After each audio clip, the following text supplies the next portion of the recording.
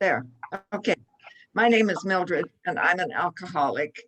And I am very grateful to be here with you today. I have had to step out for two of the talks, but I will listen to them.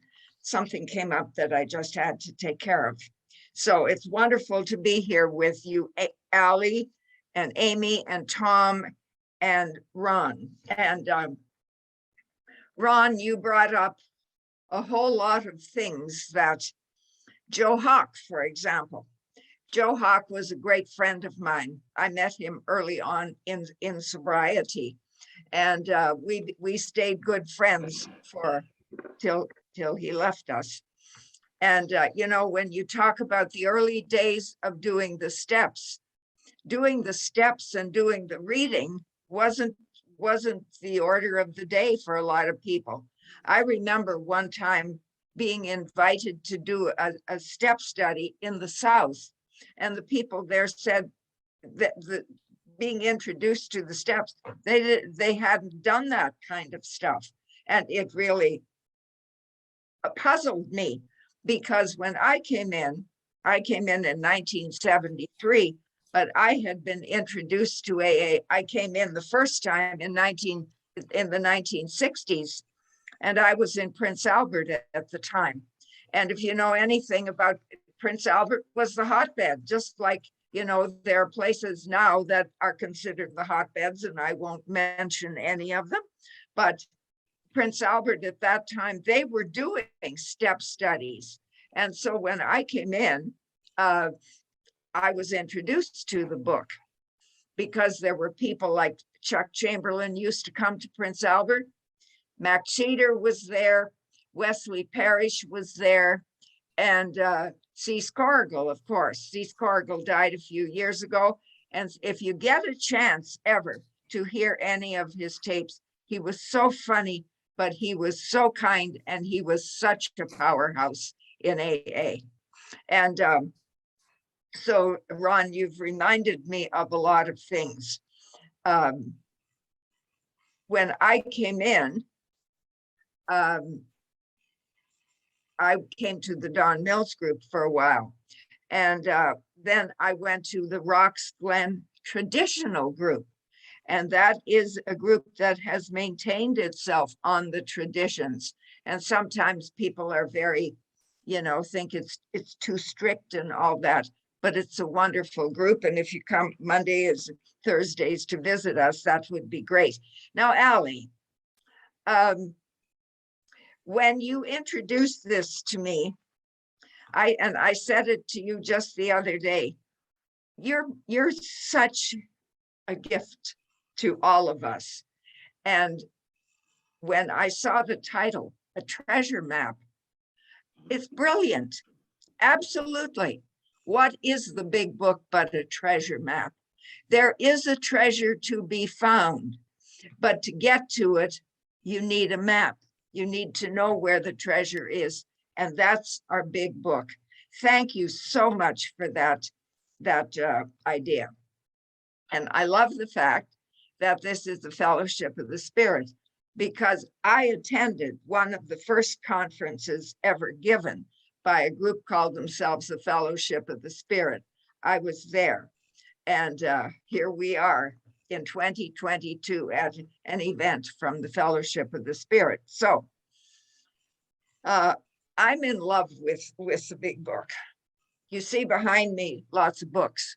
Some of them are science, some of them are history, some of them are spiritual, but the one that really counts is the big book. Do you realize what a gift it is to live in 2022 and to be able to take our disease and come to a meeting of Alcoholics Anonymous? If you study the history of AA, they'll tell you that up to 1935, there had been all kinds of books written, programs started, ways people tried to help alcoholics, and none of them worked. Not one. And then comes 1935. And I don't know if I'm just going to take a few minutes to talk about this, because To me, it's part of the magic of the fact that we have Alcoholics Anonymous and that we are here together with a program with 12 steps. And some of us, like me, can be sober 48 years, for God's sake, and came from a park bench, didn't know anything about how I could possibly stay alive. And this thing has worked. See, I love the story about the Firestones in Akron. And they had a son. I'll leave some of the things out, but Firestone had a son who couldn't stay sober. And then Firestone hired somebody to work at the factory. And this guy had some experience with being sober. And he took the son to a drying out place, and the son couldn't stay sober. But in the process of coming back, they met Sam Shoemaker. And Sam Shoemaker talked to the son, and the son had a conversion experience, and he came home to Papa sober. And Papa Firestone, who was a big deal at that time, he wanted to know all about Sam Shoemaker, and Sam Shoemaker was a member of the Oxford movement.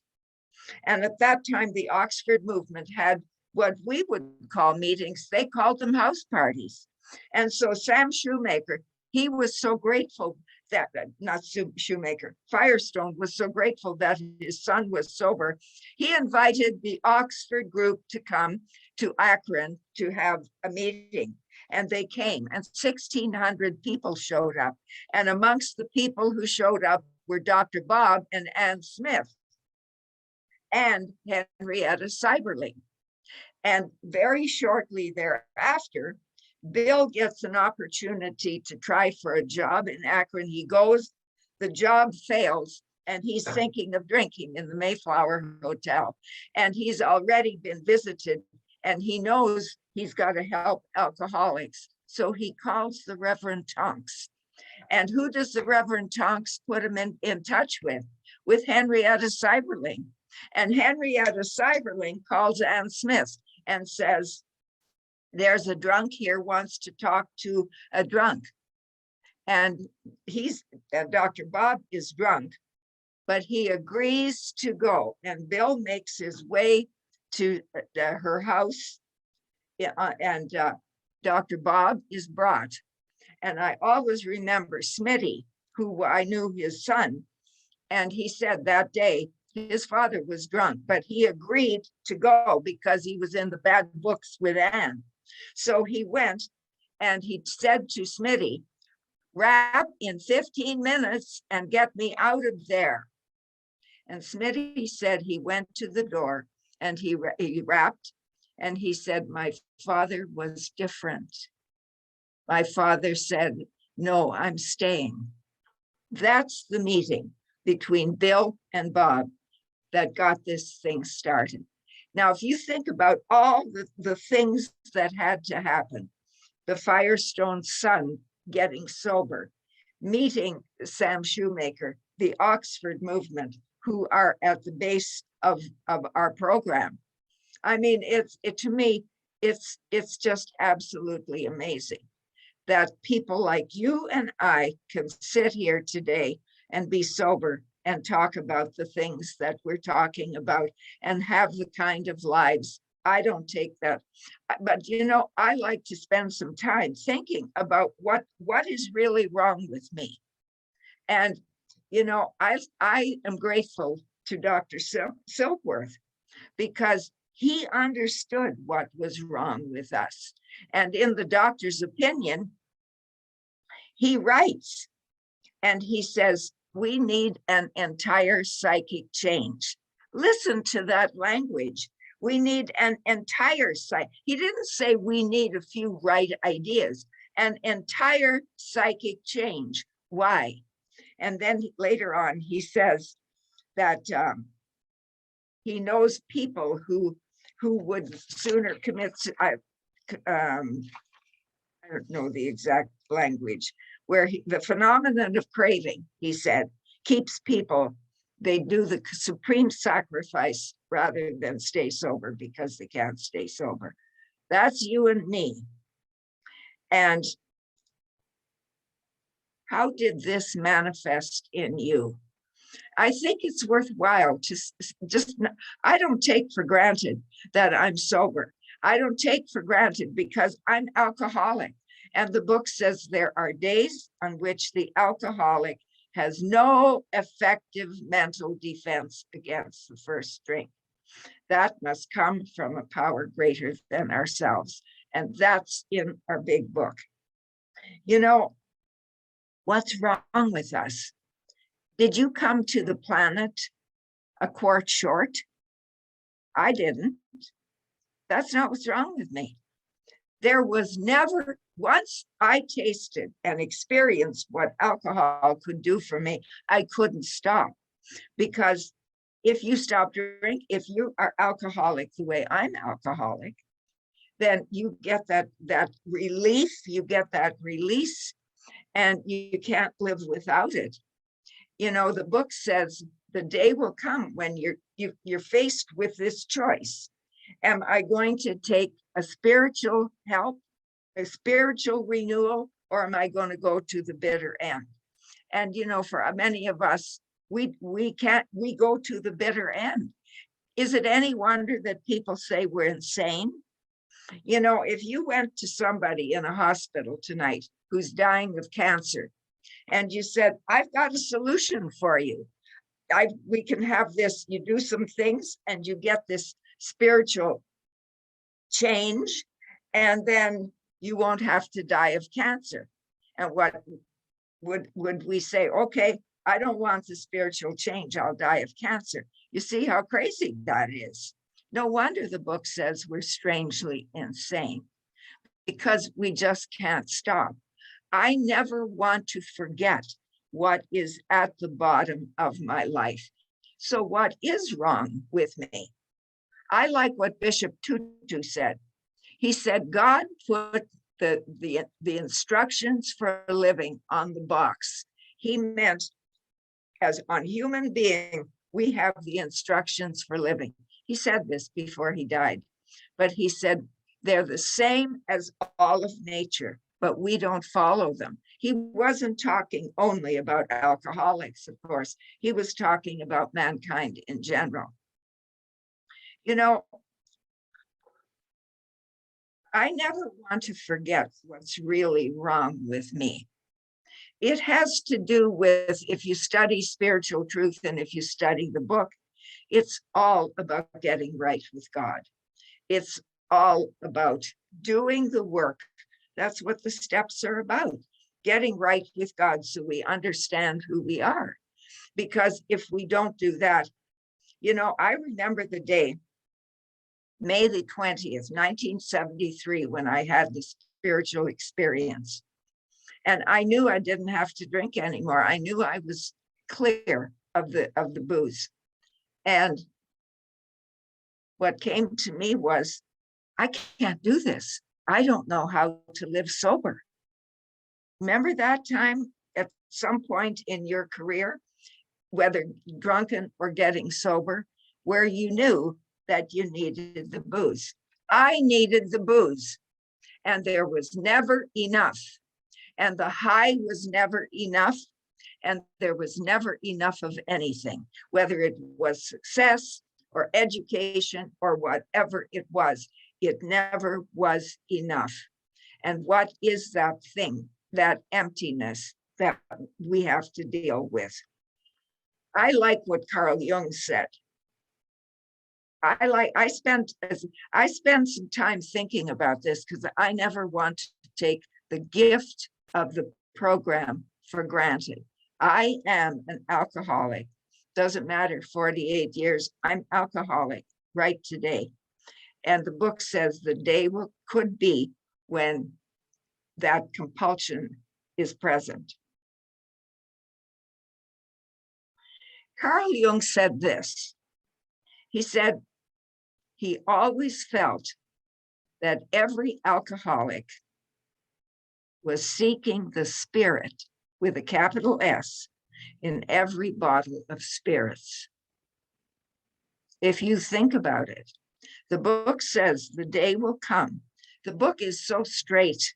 It says the day will come when you'll be faced by a self-imposed crisis and you will have to make a decision.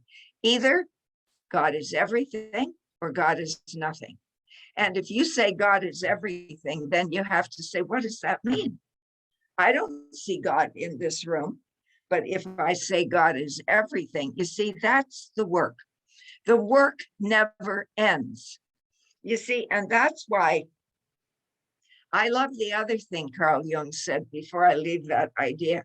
He said, we have a secret gnawing, Gnawing, gnawing, rats gnaw. And isn't that true? Like, why do we go back to drinking? Why, after we've had a period of sobriety, why do we go back? Because something is gnawing. There isn't enough. I'm not okay. I need something. And that's where the problem comes in. And that's where the solution is. It's in the book. Why, when you look at it, we have the doctor's opinion. I love this. The doctor's opinion. And then we have about 45 pages. And all of that is about helping us understand what the disease is. You know, I think sometimes it sounds to me, we talk a lot about, I can't drink, I shouldn't drink, you know, I've got to be sober and so on. That's true. But why does that keep niggling at me if it does, that I need a drink? Because I think we're meant to grow. Our program is about growing in God consciousness. See, if you look at 1, 2, and 3, that gets us into a proper mode of life. And then we do the cleanup. We do 4, 5, 6, 7, 8, 9. That's the cleanup. Now what? The book says our next function is to grow in understanding and effectiveness. That's partly why you see the books behind me. Not because I need them for anything other. I need to grow in understanding and effectiveness. And it doesn't stop at any point, because every day is a new day. I have to be present to the presence of God. I want to go back to step 1, because I think that you may not agree with me, that's fine. But I think that statement, I had no power. We admitted we were powerless over alcohol. That's the biggie. Do I have power? I've come to believe I don't have any power of my own. I'm here on the planet. I don't get to decide how things are going to be. Why do I say that? Because it's right in the book. It says there is one who has all power. That one is God. May you find him now. It says all power. So, you know, I've had this out with sponsees who say, well, I've got power. I can do this and I can, yeah, we've got power to do, but whose power is it? Like either the big book is right or the big book isn't right. And it says there is one who has all power. That one is God. And see, I think that's the way I see it. I came to the planet and I didn't know that. And I used my power driven by what we learn in step 3. You see, I want this, I want that, I don't like you, you're not doing it right. I judge and I criticize and all of it. And that's where my life is off the rails and I'm out of line. And that's really, I think, what the step is. Like when I was newly sober, I guess maybe 2 years, 3 years, and I would get into difficulties. My thought was, I've got to do another 4th. It's not where the problem is. When I am out of line, when I am depressed, or when I go into a flat place, It's always to do with that step one business, that I don't have power of my own and I am misusing the power that is given to me.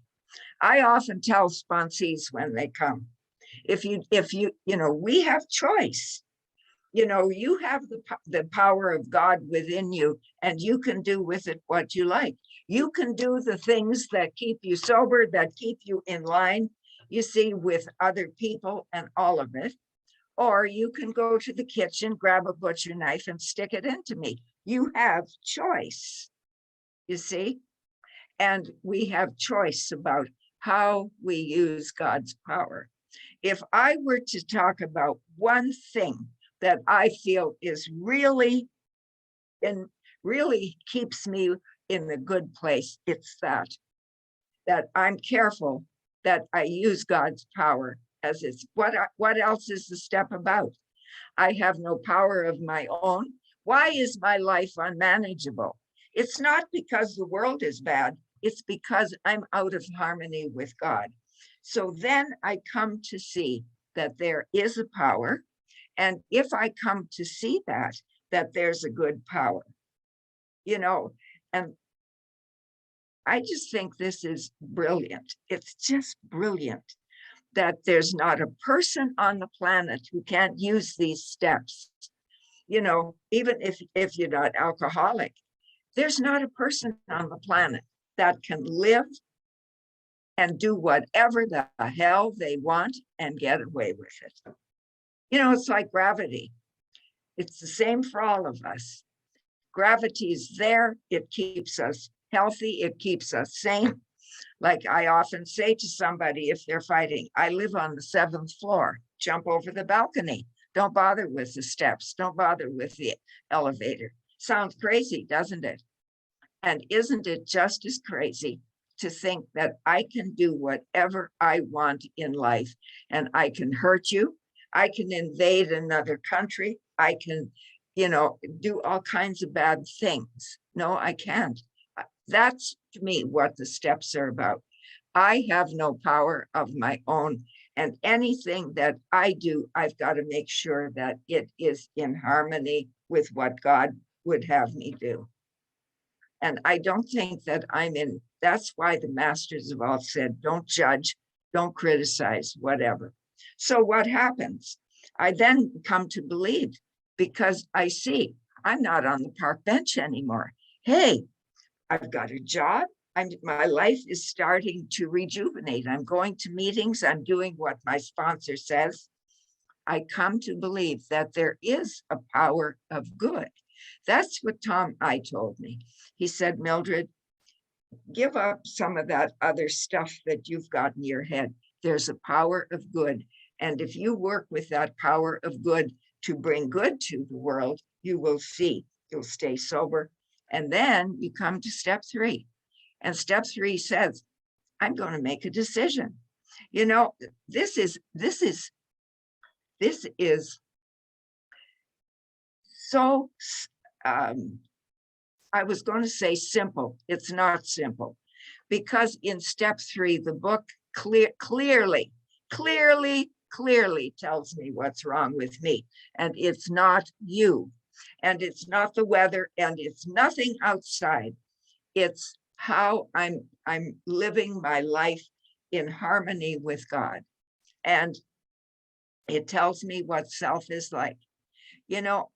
I sometimes just sit down. If I'm feeling a little low, I'm feeling a little whatever, I read those pages, 61, 62, 63. It tells me that's me bowling my way, trying to get people, and unhappy with people because they're not doing.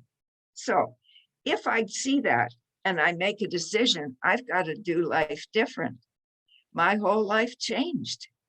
And you see, I think that's what 4, we clean up, we take it to somebody.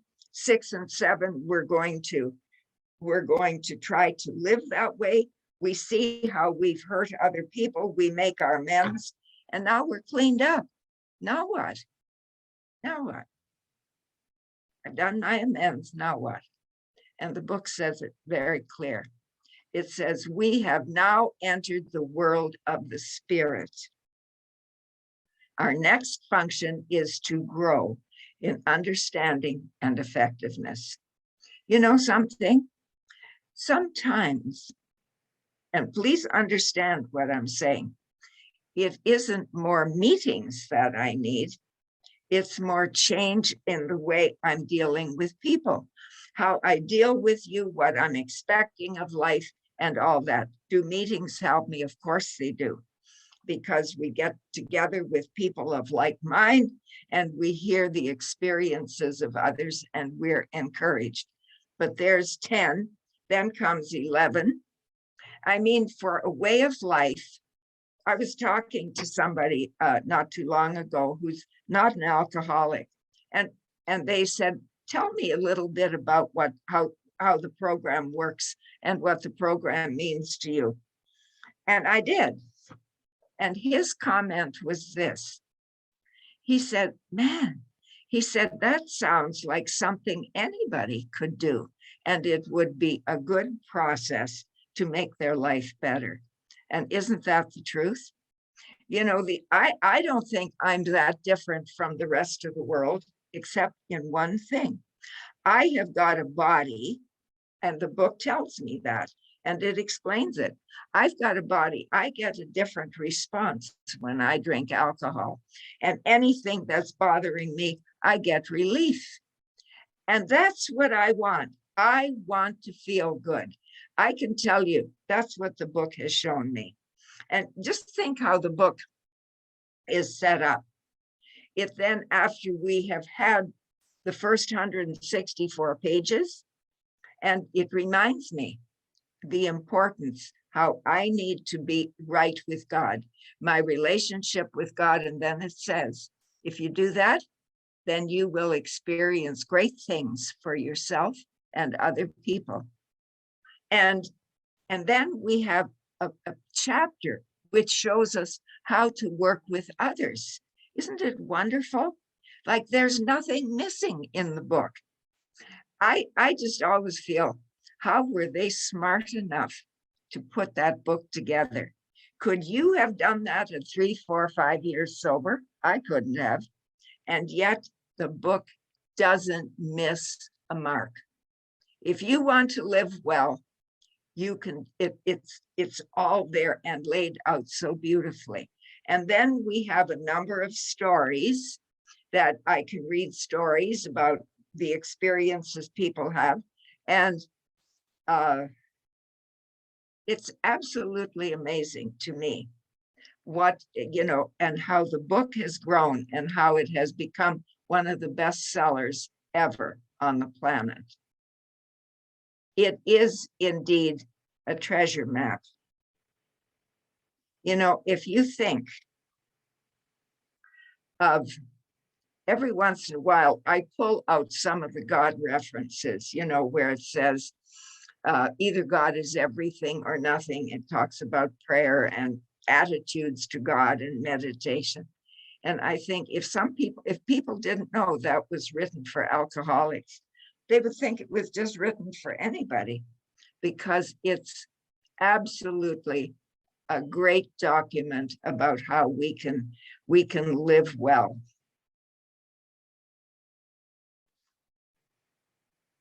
Just think about this, and then I love the book. And when people say, you know, we should change the language, I would not be in favor of that. It would be like taking Shakespeare and saying, well, Shakespeare, it's a little difficult to read. I love it the way it is, because I'll tell you something. If you pick up that book, I promise you something. I don't care what kind of difficulty you're in. I have never picked up that book that the language has not told me exactly what's wrong with me and what I have to do to be right. It has never let me down. I'm absolutely, and you don't have to believe me because I say it, but I'm absolutely convinced that that book was inspired by God, because there's nothing in it that isn't uplifting and helpful.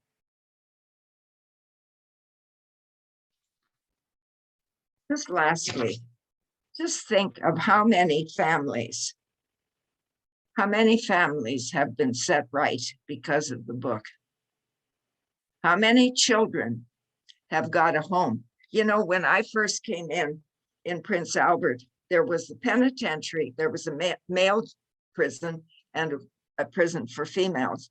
And there was Cease Cargill and Mac Cheater in that crowd. And when they went on 12-step calls, they always took me with them. I was the horrible example of what not to be like. And I always remember seeing, going in when either mother or father was drunk and the kids were crying. And I remember they used to send me out to get food and to do the washing, so tomorrow the kids could go to school again. And then they'd take me at Christmas. And that home that had been in such shambles, there was the Christmas tree. There was the turkey being cooked. There were the children having presents. You know why? Because Alcoholics Anonymous had come into their lives. Why do I have, I'm not on a park bench today.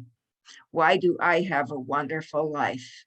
I have a wonderful life because of Alcoholics Anonymous. And as Ron said, it's not just a book of information. It's a book that shows you how you can think, how you need to put things into practice, how you need to treat people, and then the wonder happens. And we have the wonderful lives we have. Thank you, Ali, so much for inviting me to share today.